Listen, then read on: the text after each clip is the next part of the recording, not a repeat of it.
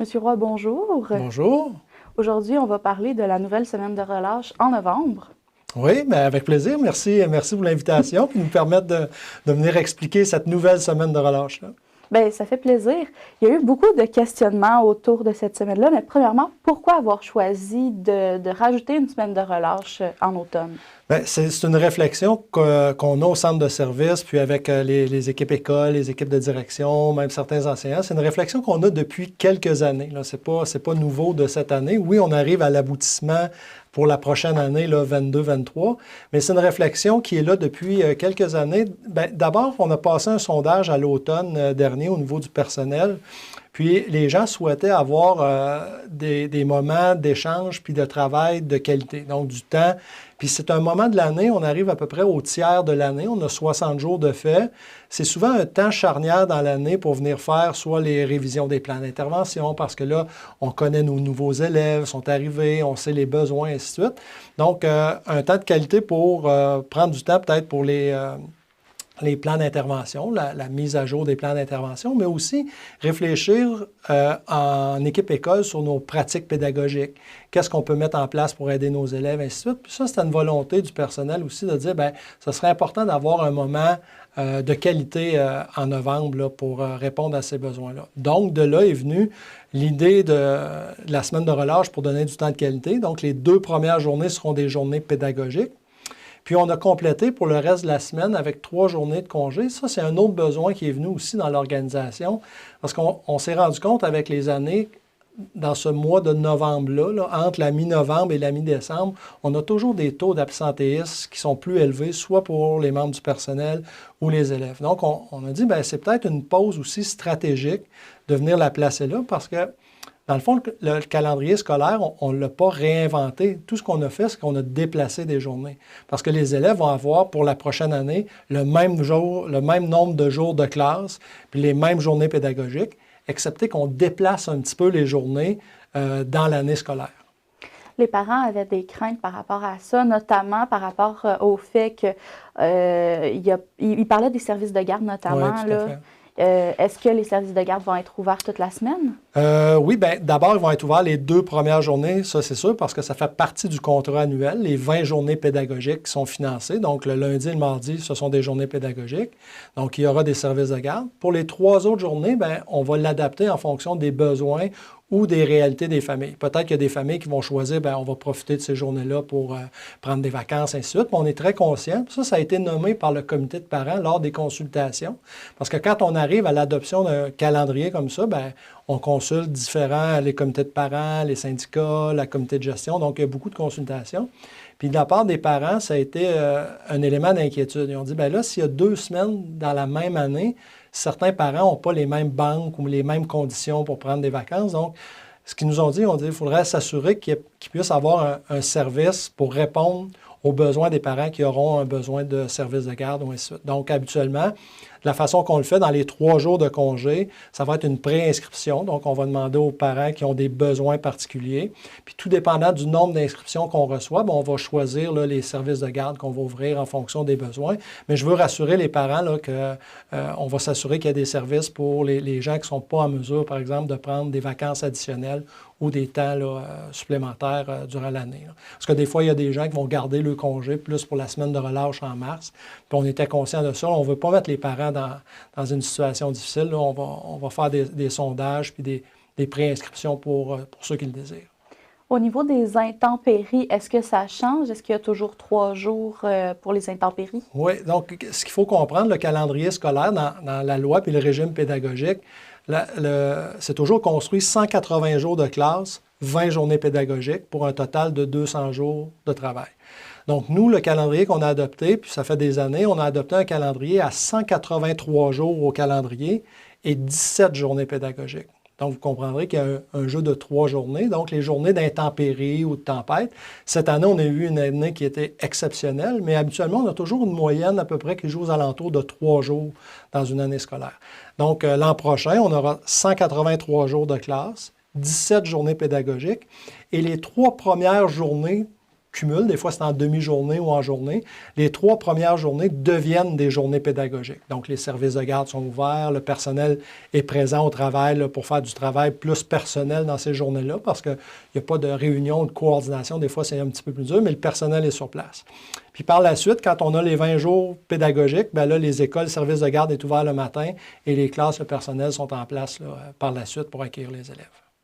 Et s'il y a des gens qui ont encore des craintes par rapport à ça, par exemple, ça va peut-être déboussoler les élèves, peut-être qu'ils vont plus se concentrer, qu'est-ce que vous auriez à répondre là-dessus? Bien, moi, je les inviterais d'abord à communiquer avec leur école de quartier ou leur école de village, donc avec la direction, avec l'enseignant.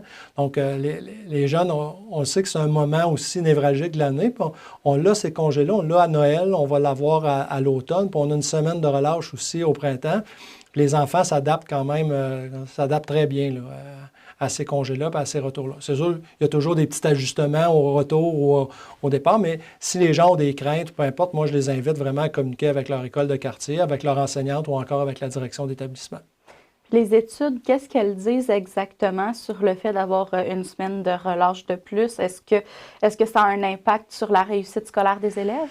Bien, on l'a mis, à vrai dire, les études ne tranchent pas vraiment au niveau, est-ce que c'est le fait qu'il y a une semaine de relâche qui va améliorer la persévérance, la motivation scolaire ou la réussite? C'est faux de le croire. La recherche ne démontre pas ça. Par contre, nous, ce qu'on veut, c'est de travailler. La recherche qu'elle nous dit, c'est les pratiques pédagogiques en salle de classe qui ont des impacts sur la réussite des élèves. Donc, nous, le pari qu'on veut faire, c'est de travailler en collaboration avec les équipes écoles, puis de travailler sur les meilleures pratiques pédagogiques à mettre en place. Mais vous avez raison, ce n'est pas le fait qu'on ait une semaine de relâche additionnelle en novembre qui va faire que nos élèves vont être plus motivés ou au niveau de la réussite éducative. Ce qui va être payant, ça va être le travail qui va être fait par les équipes écoles, puis le réinvestissement qu'on va faire des bonnes pratiques, donc la coordination du travail des enseignants, ça a des impacts. Puis nous, bien, ce qu'on veut offrir au personnel, aux membres du personnel, à ce moment névralgique de l'année, c'est d'avoir du temps de qualité justement pour travailler leurs pratiques pédagogiques, les plans d'intervention, et ça va avoir des impacts sur la réussite de nos élèves.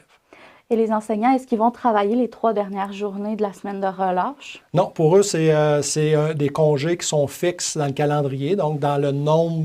Tantôt, je vous expliquais les 200 jours de travail. Donc, eux, c'est vraiment des journées, là, c'est des congés mobiles qui ont été déplacés dans le calendrier. Puis on est venu les placer là pour qu'il y ait une semaine de relâche, oui, pour les élèves, mais il y a 3 jours là, pour le personnel enseignant. Eux, ce sera des congés fixes. Donc, eux aussi vont pouvoir se reposer pendant cette période. Oui, tout à fait. Ils vont pouvoir profiter de cette période-là pour un repos là, à l'automne, puis revenir pour finir la première moitié de l'année, là, qui est au retour des fêtes. Mais avec le congé des fêtes, effectivement, ce sera un temps pour se reposer pour le personnel, effectivement. Est-ce que c'est commun, des congés comme ça en automne? Est-ce que ça arrive dans la plupart des centres de services scolaires? Non, mais on était surpris de l'apprendre aussi parce que notre intention, c'était pas nécessairement d'être les premiers. Là. On n'avait pas ça comme intention, mais il y a eu des articles qui ont sorti dans les différents médias récemment. Puis on voit que c'est une pratique qui est plus répandue, je vous dirais, au niveau des écoles privées. Au niveau de l'Ouest canadien et de l'Ontario. Donc, ce sont des pratiques qui sont assez communes. Mais au niveau du Québec, au niveau des centres de services scolaires, on a appris qu'on serait possiblement le premier centre de service là, à l'expérimenter, tout au moins là, au secteur public. Mais c'est une pratique qui est plus répandue, je vous dirais, au niveau des écoles privées.